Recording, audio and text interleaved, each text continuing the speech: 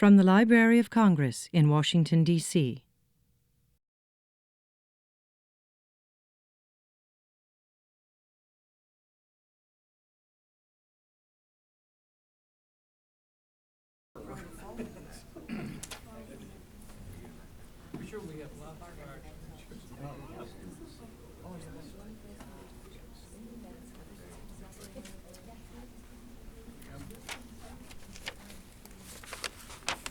Hi, welcome to our second lecture in a series of lectures concerning the U.S. border, excuse me for the use of the word American, the U.S. border and the Mexican Revolution.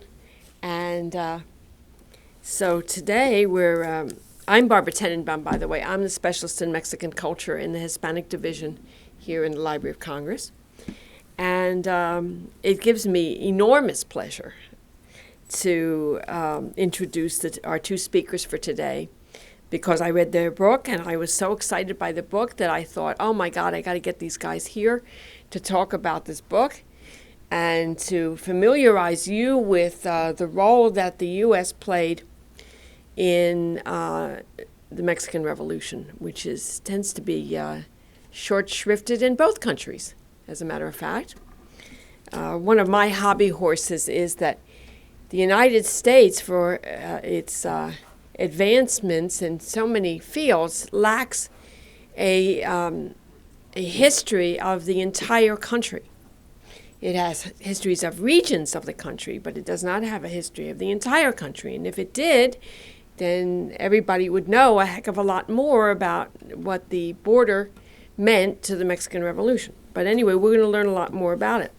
Today we have with us Charles H. Harris III and Lewis R. Sadler. And let me tell you a little bit about them. Now, those of us who are students of Mexican history know very well the name Charles H. Harris, because we were introduced to Professor Harris through his book on the Sanchez Navarro family.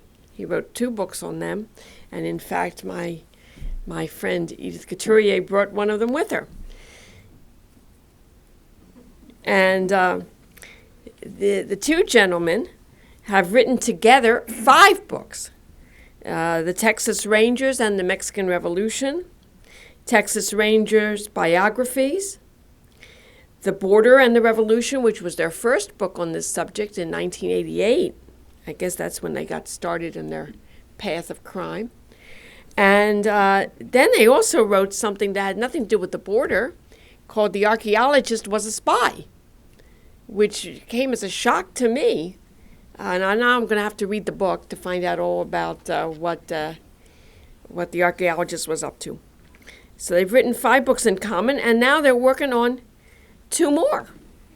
One on the plan of San Diego, which was a plan whereby Mexicans and others would get back the Southwest. And also a book on the Great Call-Up in 1916, prior to World War I. So you can see that they're busy. Both of these professors retired from the University of New Mexico at Las Cruces, so they could work on these books. Professor Harris received his PhD from the University of Texas in Austin. He first taught at Long Beach State before coming to the New Mexico State at Las Cruces. And Professor Sadler has his PhD from the University of South Carolina, and he has taught at Las Cruces before his retirement his entire career, which is really quite something. So I want to give the floor to them, and they will speak as they wish, on the secret war in El Paso, Mexican Revolutionary Intrigue, 1906 to 1920. So Professors Harris and Sadler.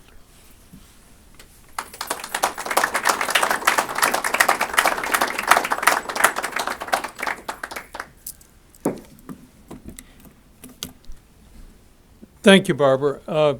Anytime anyone sends you a nice email and says your book is fascinating, historians love to be told their book is fascinating.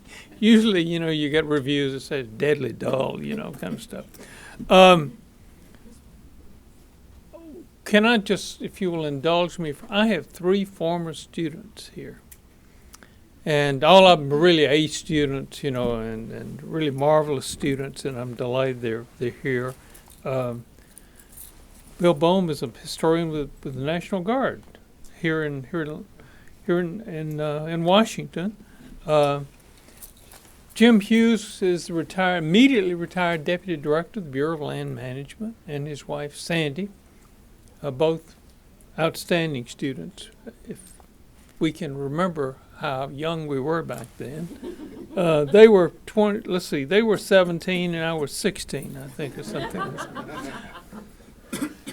I'd like to also thank John Fox, who's the historian of the Federal Bureau of Investigation. John is enormously helpful on this book, and we, as they say, we owe him big time. And one of these days we will. We say nice things about the Bureau by and large. Anyway. I appreciate that. Yeah. Let me open by talking about what occurred 100 years ago last month, the centennial of the first presidential summit in American history. It gets ignored, nobody in Washington writing about presidents, but it really was, and it should not be ignored. The President of the United States, William Howard Taft, and President Porfirio Diaz of Mexico met on the 16th of October, 1909. Presidential historians, they pontificate. They just don't read history. And I'm not being facetious, unfortunately, at least in this particular case. This meeting really is auspicious. It was one which the President of Mexico invited himself, very cleverly, I might add. Porfirio Diaz sent a message through the former Attorney General of the Philippines under William Howard Taft, a guy named Judge Libas. So it was hand-carried to Washington, and it didn't go through the Mexican Foreign Office. And by the way, the letter is not in the Taft papers here, and it's not in the State Department. We know it existed. It's referred to in correspondence from Taft's letter to his wife, and so on and so forth. We know it exists, but I guess it was thrown in some White House, wastebasket. Anybody finds it, I'd kind of like to know about it, but we know what it said. Anyway, now the question is, of course, why would Porfirio Diaz want, of all things, to meet with the president? Mexico, 60 years earlier, had lost half its national territory in a war of conquest by the United States. Why would... Well, the problem was, of course, is that Taft was useful for Porfirio Diaz, or he thought that he was. Under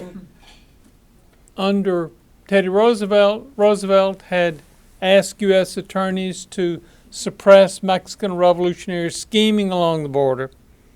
And so Diaz wanted one more term, his 8th term as president, to take place. And so he hoped that this would occur, and he wanted Taft's assistance. Now, a couple of kinds of things about the meeting. One is that the State Department really didn't want it to occur. They ignored it. They absolutely ignored them.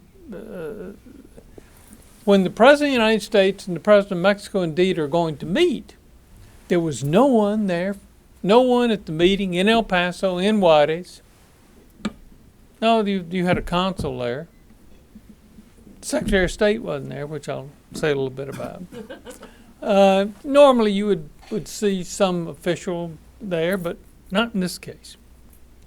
Well, what happened, of course, was that Diaz wanted the meeting, and his very aggressive ambassador in Washington, who knew Taft and had a good relationship with him, is going to work toward that end. In fact, the announcement of the meeting is actually made by the Mexican ambassador, which is different. In fact, all of the announcements about the meeting, where it would be located and what day it was, is made by the Mexican ambassador, not by the U.S. Department of State. When planning for the meeting occurred, you're going to have the Mexican ambassador meeting at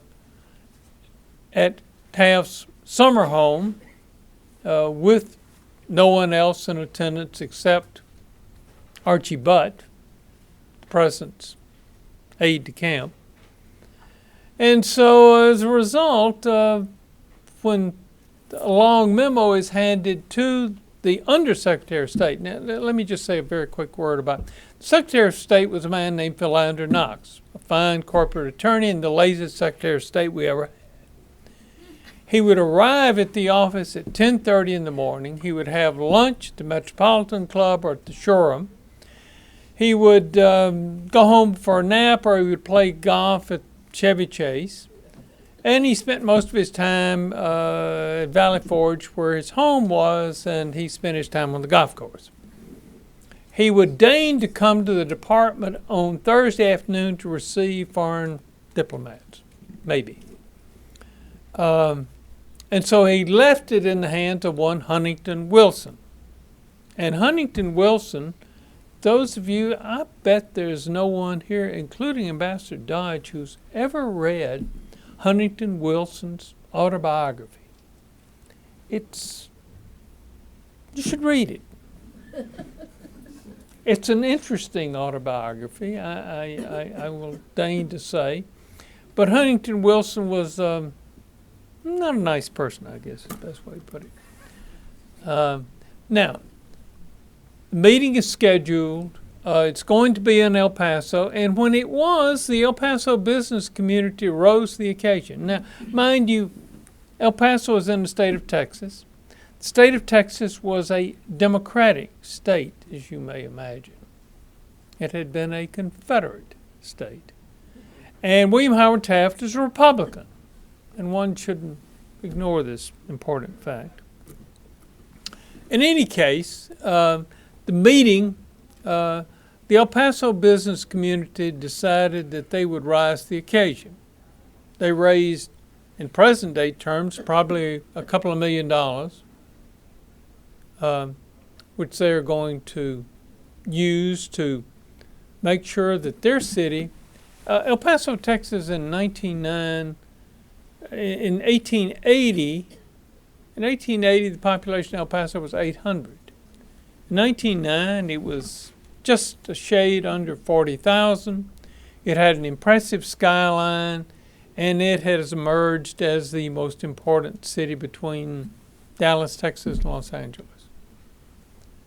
And they wanted to get on the map, and so they decided to use this visit to do so. As a result, they are going to do what they could.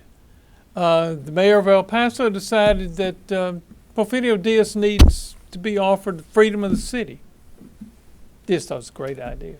Somebody liked him up here.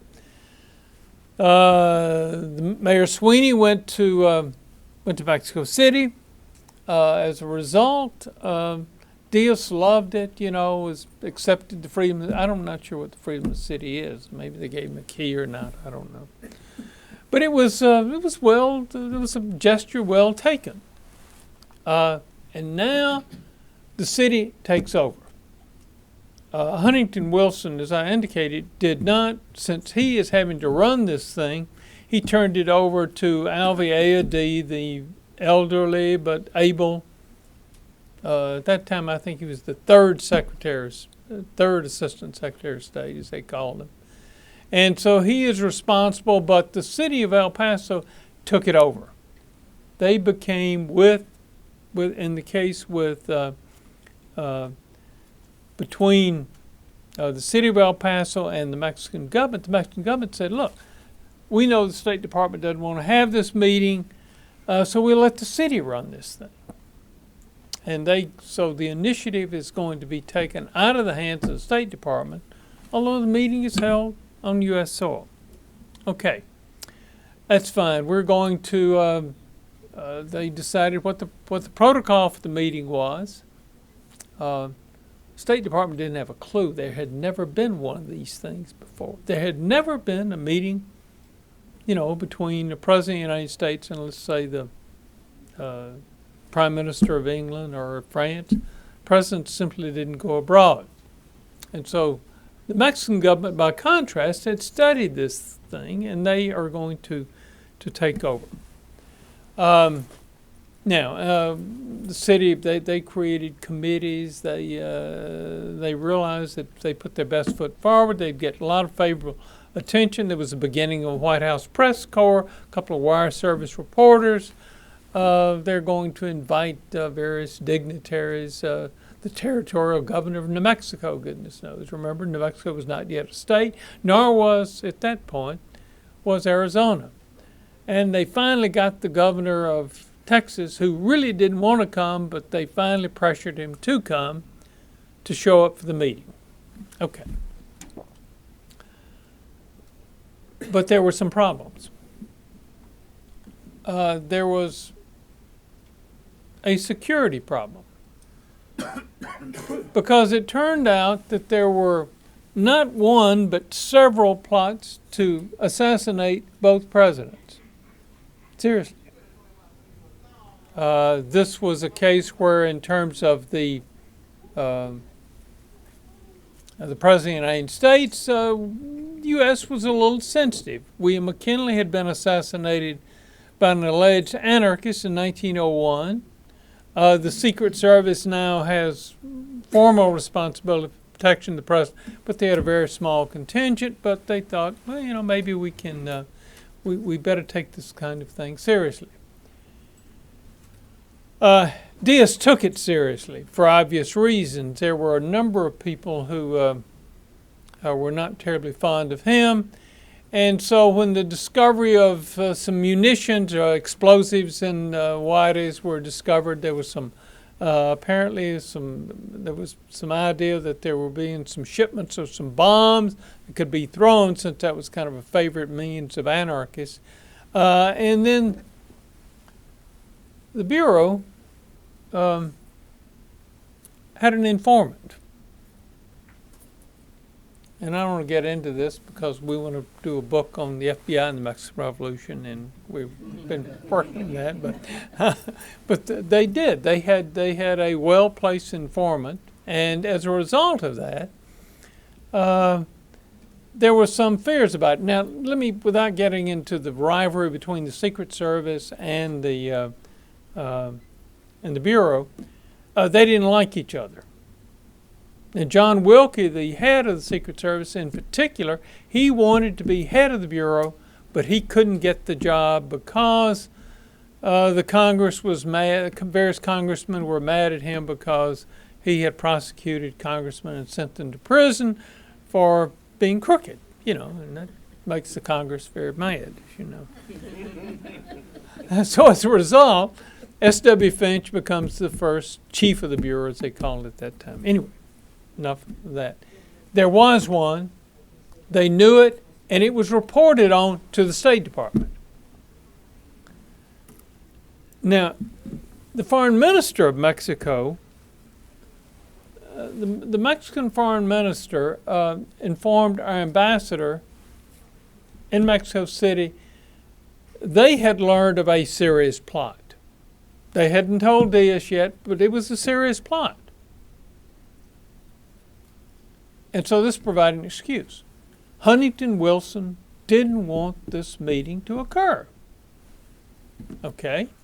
He went and talked to the Secretary of State. The president's on a 14,000-mile midwestern swing, acquainting himself with the western portion of the United States. He's on a train. And so Wilson goes and meets with Secretary of State Knox. Great. Why don't we just cancel? He can have a diplomatic illness. But Knox said, no. no. This is serious. But the president wants this meeting to occur, and therefore it's our responsibility to do that. Now, the problem was, of course, what they're going to have to do is they're going to up the security concerns, and it involves the chamizal. Oh, heaven forbid. The chamizal consumed, over 100 years of U.S.-Mexican history before Lyndon Johnson finally pulled it off in, I think, 1967, although John Kennedy had really negotiated it in the 1960s when Kennedy said, let's do this, it's the right thing to do. And he, besides, wanted to reward Mexico for this huge greeting that he and Jackie got in Mexico City. Anyway, as a result of all of this, there was an idea that somehow or another this whole deal needs to be perhaps canceled. Wouldn't be. It would be held, no matter what. And in fact, Alvear put it to the commanding general of the Department of Texas, as they called it at that time. It is your responsibility to ensure the security of the two presidents, and particularly the Mexican troops who are going to have provide escort duty. Well, I don't want to drag you through all this. They wind up, between the United States Army and the Mexican Army, they put more than 4,000 troops in the streets of El Paso and Ciudad Juarez. They cleaned out Fort Sam Houston. They cleaned out Fort Clark. They activated the Texas National Guard, or parts of the Texas National Guard. They had every customs line rider, deputy U.S. Marshal that could be found. And when friend of the president, who was with the president, John Hayes Hammond, found out that there was a serious plot to kill Taft, he sent a man named Burnham, chief scout of Lord Roberts in the Second Boer War, and Burnham's fabled. He's the guy who supposedly told Baden-Powell everything he knew, the founder of the Boy Scout movement. Anyway, they decided that we really need to set up our own security force. Secret Service came. They're too small. So he sent Burnham to El Paso, and they hired 250 shooters. Every ex-ranger, ex-sheriff, ex-cowpuncher they could find who liked to shoot people, and got them out on the streets of El Paso to protect their president. And what's interesting about this, they may have saved Taft's life. And we have three primary sources, one, a Texas Ranger named Charles Moore. Two, you had Burnham, who they grabbed the assassin, and on the jacket of our book we have a pencil pistol, or palm gun, it's called, which probably is the weapon that he had on him. It's an assassin's weapon. It was the kind of weapon that gamblers like to have up their sleeves, firing several 22 rounds. Or as Taft would later say, I'm a great target, 352 pounds worth, He really was. But they prevented it. It would have been a catastrophe. But they grabbed this guy, this potential assassin, 4 or 5 feet from the President of the United States. The guy was posing as a Mexican newsman. He had a pencil sticking out of the barrel of this pistol. It looked pretty good. It's small. It's very small, tiny kind of weapon. Anyway, so here was a security problem.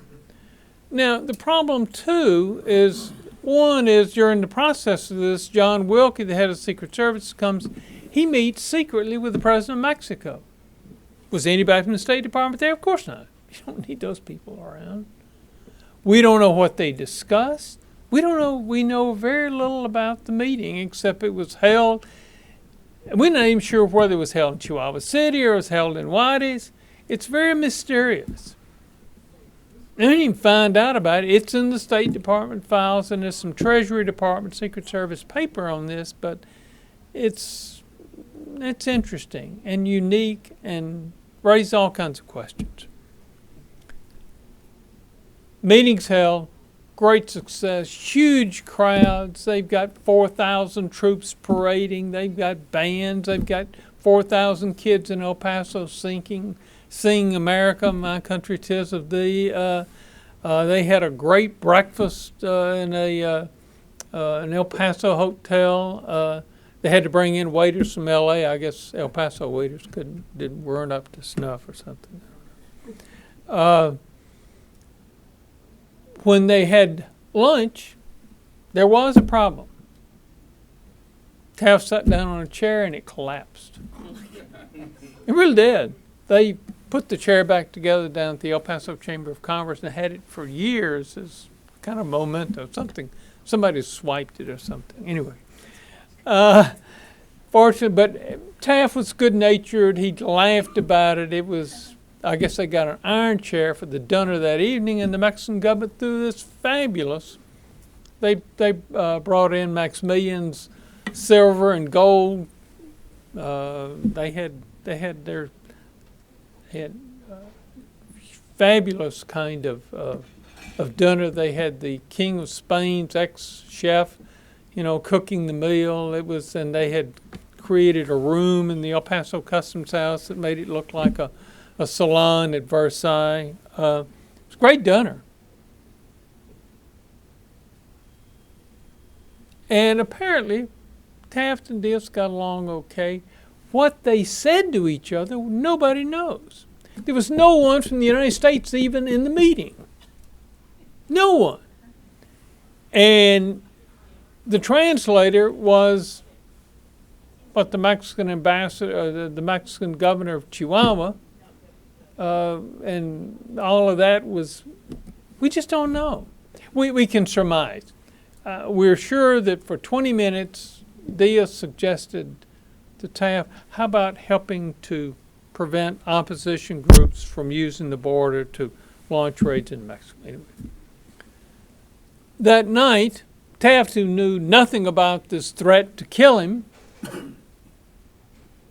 you had Archie Butt and John Hayes Hammond, who were kind of shaken. And what Taft said, you guys need a drink, have a highball. And they explained what had taken place. He said, hey, I'd have been a great target out there, couldn't have missed me. Thought it was kind of funny. And he went roaring off on a train over to Taft, Texas to play golf with his half-brother. It had been a great success. And Charles and I are pleased to say that for the first time, the real story of the first presidential summit in American history has finally been told. It helps to read the documents, goodness knows. Let me just let Charles go.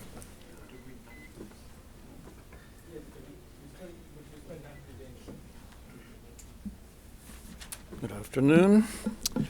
To put El Paso into some kind of context, what Ray and I have been doing for decades now is studying the impact that the Mexican Revolution of 1910, 1920 had on the border region. And this book on El Paso is one component of this larger study. But our contention is that the Mexican Revolution simply couldn't have succeeded without the United States. A lot of what's been written about the revolution focuses either on ideology or on the battles that were fought by various factions.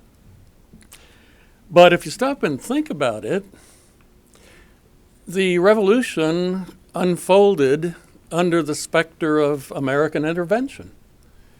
And in 1914, when the United States seized the port of Veracruz, in 1916, when General Pershing and the punitive expedition went into Chihuahua, as a result of Villa's raid on Columbus, the United States intervened militarily in a significant way. And then there were minor interventions in 1915, 1919. But even when the United States did not overtly intervene, Nevertheless, this country helped to shape the revolution by using really three techniques. One of them being the conferring or the withholding of diplomatic recognition of a particular faction. If a faction were not recognized by the United States as the legitimate government of Mexico, this country retained the option then of helping their enemies. So that diplomatic recognition became an imperative for any Mexican chief executive. Secondly, the United States imposed and lifted periodically arms embargoes, in some cases directed at particular Mexican factions, who then had to resort to smuggling in order to keep themselves contenders militarily. And then thirdly, the United States selectively applied the neutrality laws, which forbade American citizens from enlisting in foreign armies, and more importantly, forbade the use of American territory for the organization of military expeditions against a friendly country, such as Mexico. So it's against this background that we viewed what went on in El Paso, because it differs in degree, but not in kind, to what was going on elsewhere along the U.S.-Mexican border. And the book essentially is based on the archive of the Federal Bureau of Investigation. Organized in 1908, the Federal, lowercase, Bureau of Investigation became, in 1935, the Federal, capitalized, Bureau of Investigation. And its archive of the Mexican Revolution consists of about 80,000 pages of agent reports, administrative correspondence, and thousands of items of Mexican revolutionary material that won't be found in Mexico because they were confiscated by the American authorities. And so what you get then is virtually a day-to-day picture, at least the way the FBI saw it, of how the revolution unfolded in this country. And what made the El Paso book arguably the most enjoyable research topic we've ever taken up was the number of delightfully sleazy people who gathered in El Paso. It became a veritable mecca for adventurers, mercenaries, spies, smugglers, confidence men, and ordinary criminals. And in some respects, it reminds one perhaps of West Berlin at the height of the Cold War, a city overrun with intrigue and intriguers. In looking at what happened, first of all, the business community in El Paso profited enormously from the revolution.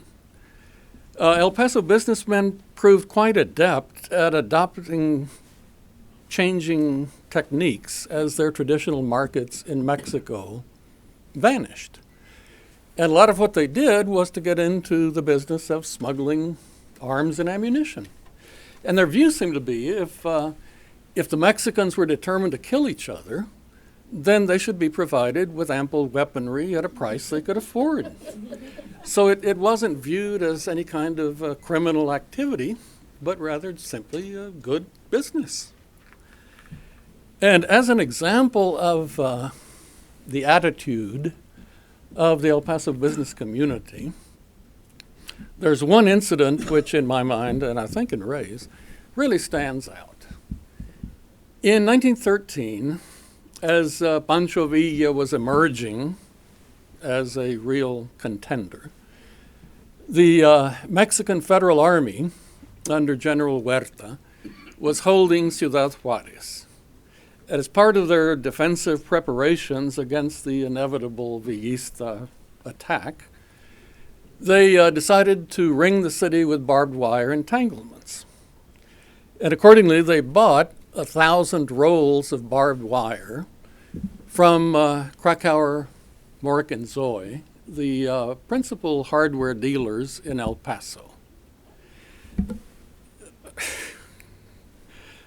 The dealership delivered the barbed wire to the Federal Army, and the next day sold every pair of wire cutters in stock to Villa's partisans.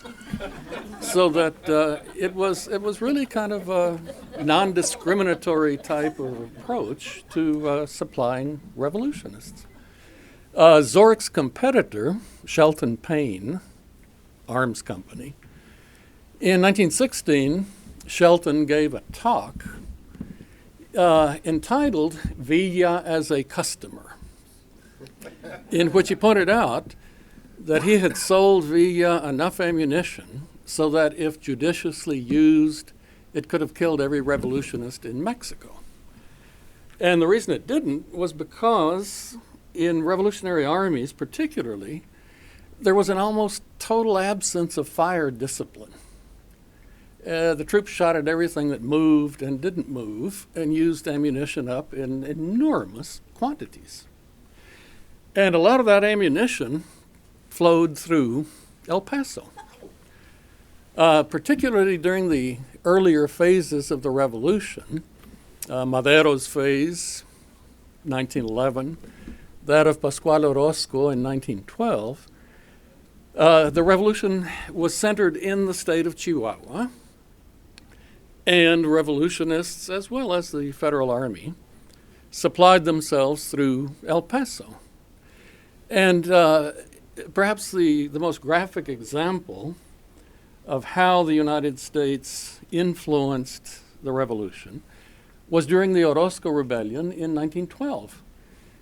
Here's a rebellion which was amply financed.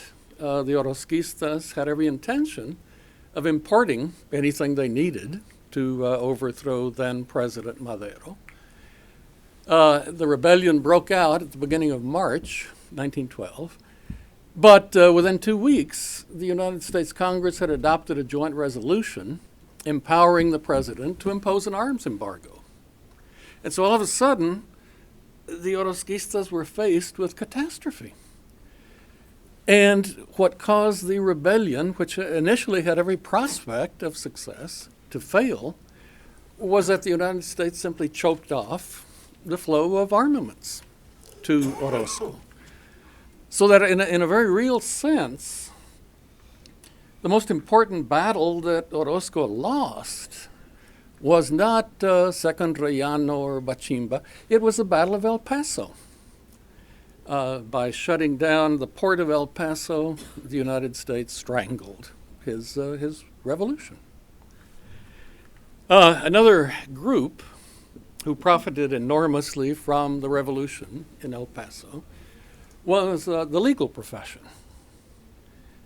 It was a bonanza representing Mexican factions.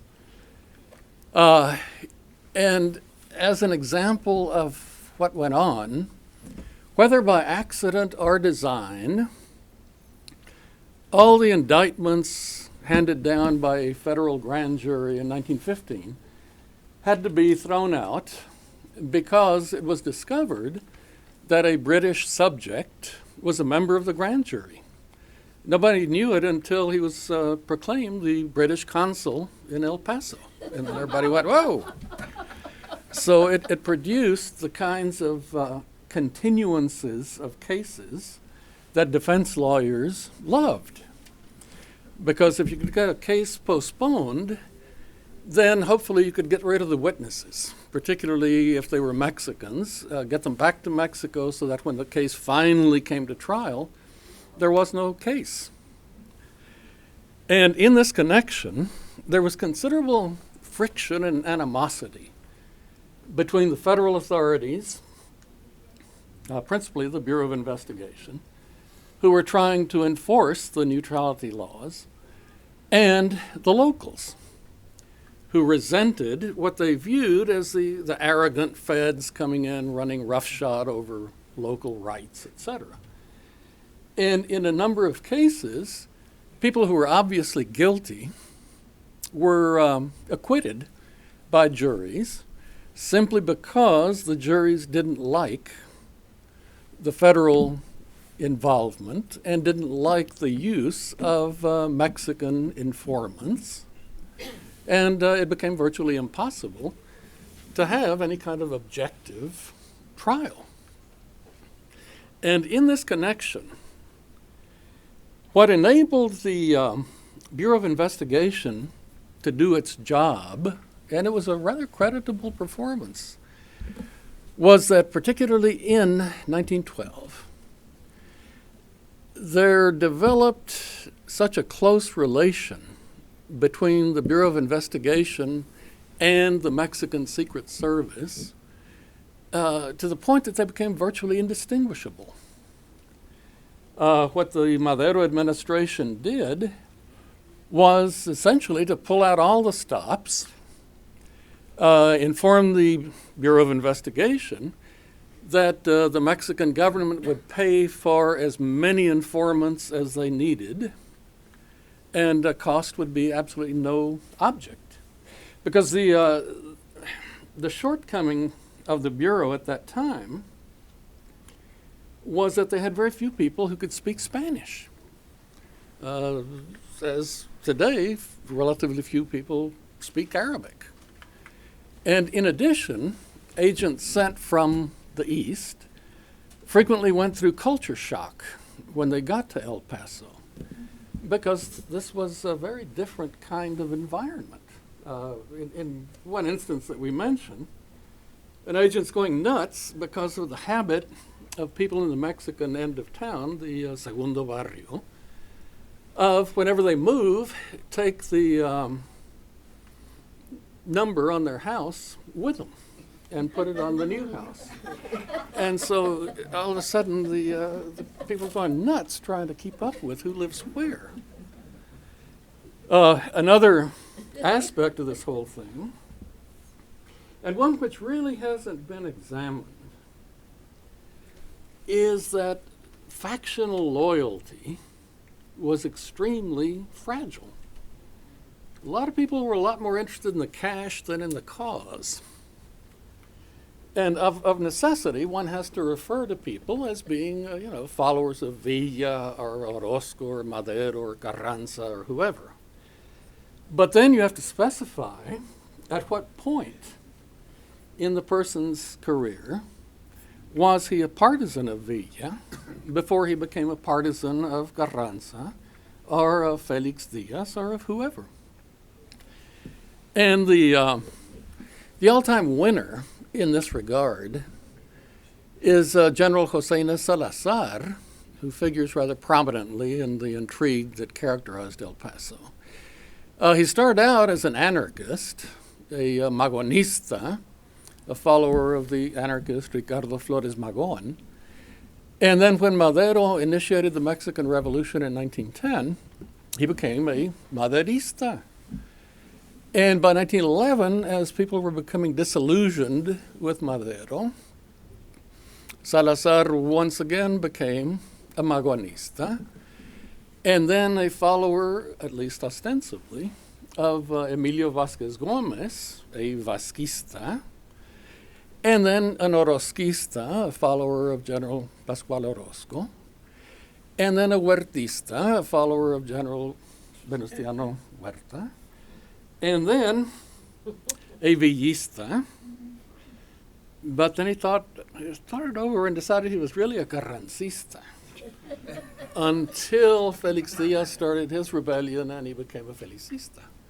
And he finally ended up just as a kind of garden variety, self-employed, professional revolutionist who, like many of his colleagues, came to a bad end, was shot to death. But what's involved here is people changing their political allegiance almost as often as they change their socks, because everyone is continually maneuvering, trying to figure out who is going to come out on top and be sure to attach oneself to that faction as quickly as possible.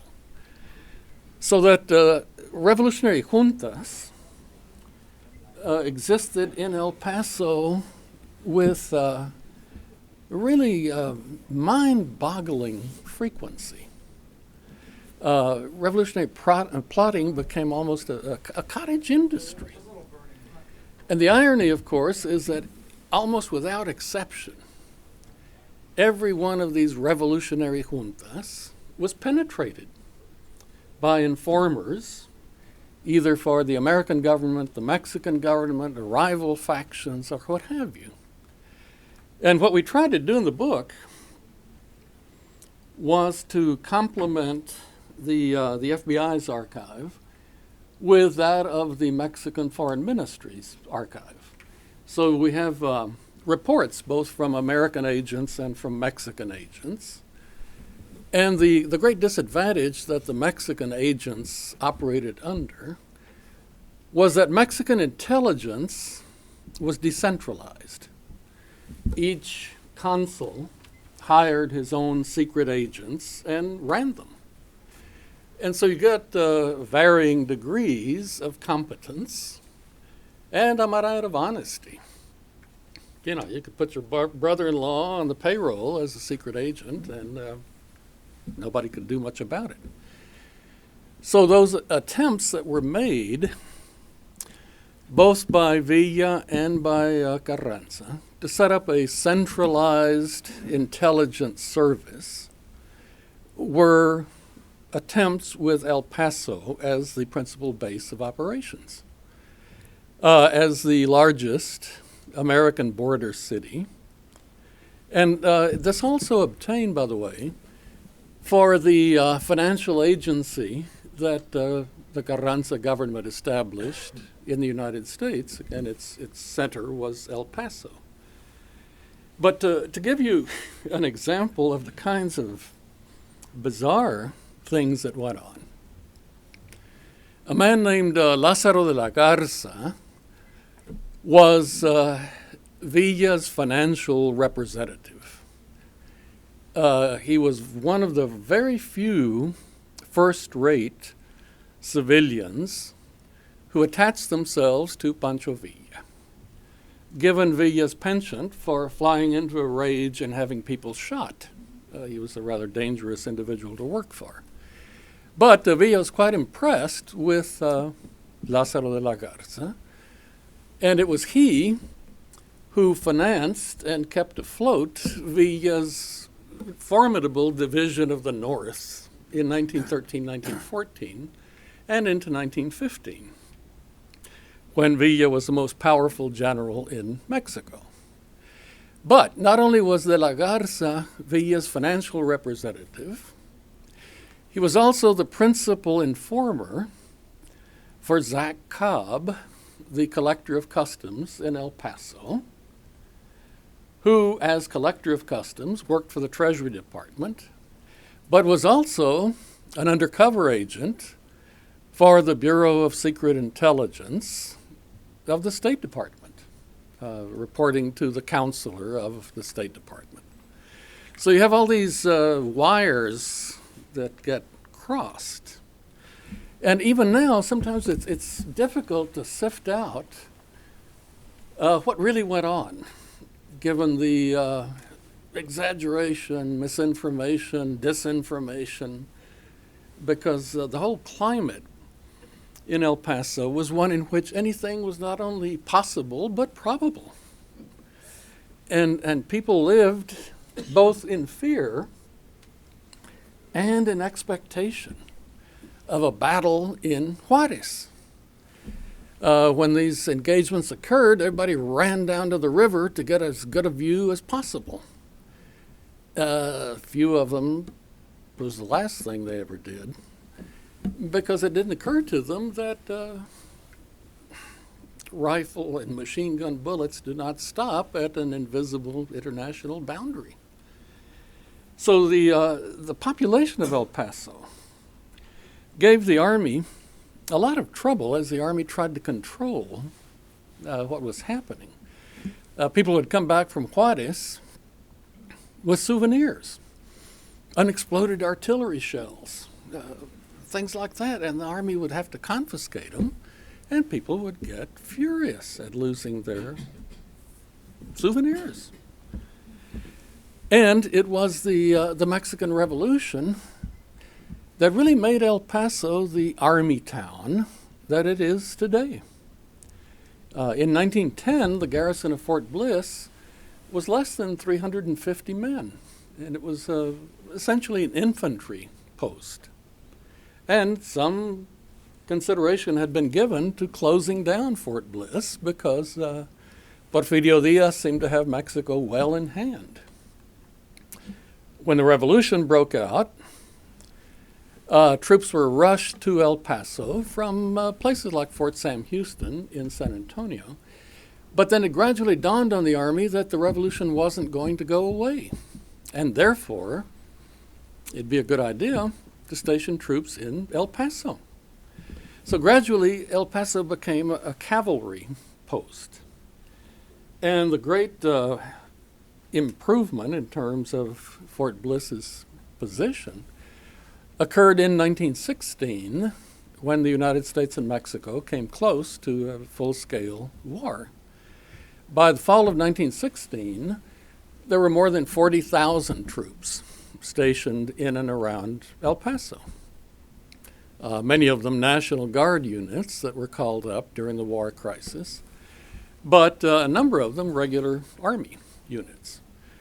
And from that point on, the Army has been a major factor in the economic and social life of El Paso. What occurred in 1919 was in a way a repetition. In June of 1919, Villa's last hurrah militarily was an attack to capture Ciudad Juarez. And the United States, which had really had it with Villa, sent troops across the river to drive the Villistas out of Juarez, which they did in short order, except to the disappointment of the cavalry. They'd been left behind to guard the border since they really couldn't be of much use on the Western Front in France. And now was their chance to have the kind of glorious cavalry charge that everybody had dreamed of. And they charged across the Rio Grande into Juarez, but they got bogged down in all the irrigation ditches and couldn't pull off this final charge. And in June of 1919, as Villa was trying to capture Juarez, the Army sent about a dozen aircraft from Ellington Field in Houston to aid the garrison of Fort Bliss. About half of them crashed on the way over, and it then occurred to the Army that it'd be a good idea to station aircraft in El Paso and patrol the border with aircraft rather than with cavalry. So that it was really the Mexican Revolution that put El Paso on the map.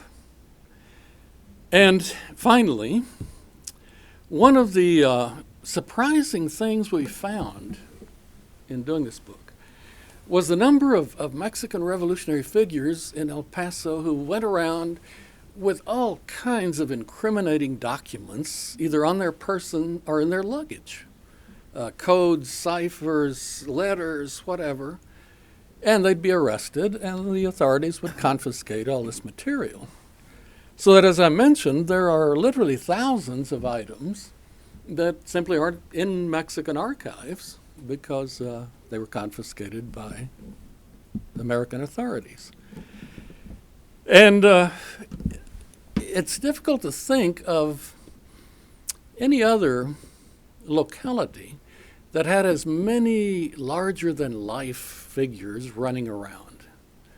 Many of them mercenaries, many of them professional revolutionists.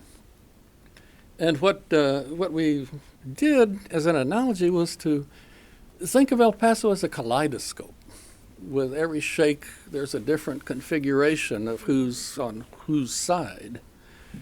And it's an absolutely fascinating project. So thank you.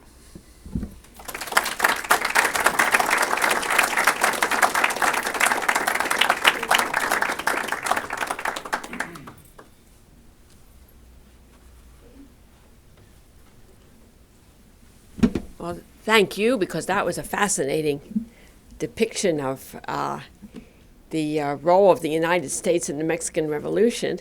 And it is a little late, but does anybody have a question that they want to pose to either of our authors about the daring do in El Paso from 1909 to 1920?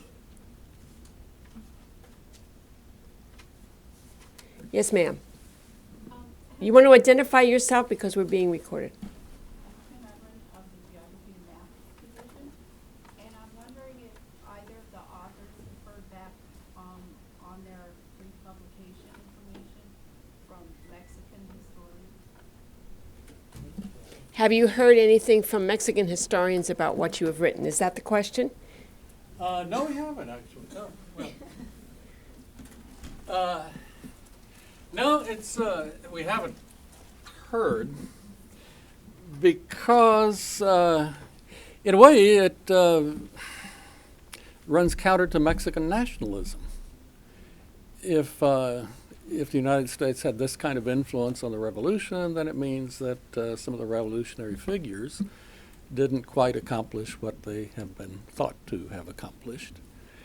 But in another context, this thing we're working on the Plan de San Diego, this Hispanic uprising in South Texas in 1915, 1916, which usually is depicted as a liberation struggle by Hispanics against discrimination, et cetera, in Texas. What we have learned, and what we can document, is that it was really manipulated by the regime of President Venustiano Carranza. And these Tejano types were simply the front men being played by Carranza for his own purposes. Initially, to gain diplomatic recognition from the United States. The idea being, if you people recognize me as the legitimate president of Mexico, raids into Texas from northern Mexico will stop. And indeed, within a week after Carranza was recognized, raids stopped. But the point is, Mexican historians, for whatever reason, have avoided this topic, even though Carranza emerges as a really master manipulator who outmaneuvered Woodrow Wilson rather handily. So, yeah, Bill. Kind of relating to the Yeah, question you're right. of Carranza and Uh-huh. Villa, Yeah. how well do you, in your research, did you find that the United States' role with the Bureau of Information degraded Villa's role vis-a-vis the United States? In other words, earlier, of course, he had a fairly good relationship. Oh, yeah. Can you elaborate on that? Well, up until the Columbus raid, Villa was the least anti-American of the major figures. After the Columbus raid, he was Villa the bandit. But he still very naively hoped to get recognition as a belligerent by the United States, which would enable him to import arms, ammunition, etc., which was absurd. But it was the same goal that every other Mexican revolutionary faction had had. And what we found was a very interesting exchange between Secretary of State Lansing and President Wilson in the fall of 1915, when Villa was declining militarily. And Wilson writes to Lansing and says, well, why do we still allow Villa to market loot, et cetera, in the United States, keep himself going financially? And Lansing writes back and says, well, basically, so we don't have to deal solely with Carranza, because he's insufferable. So we've got to keep Villa propped up for a while anyway to play them off against each other. I don't know if that answers the... Yeah. I was, because that transition has always fascinated me, because if things had held a certain way and the United States had diplomatically recognized Villa at some Oh, point, yeah. Yeah. he talking a whole different chain of events. Well, that's the thing, that all of a sudden Villa was reduced to smuggling, you know. Right. Let me mention one. Come up here so you can Yeah. use the microphone. Hugh Leonard Scott, Chief of Staff of the United States Army during much this. Hugh Leonard Scott was never convinced that Villa was involved in Columbus. Really, read they're here in the Library of Congress. He really didn't, if you read his, read his autobiography, he didn't think so. Right. Of course he wasn't. Of course not. Good question, Bill. Well, let's thank our authors once again. And Oh,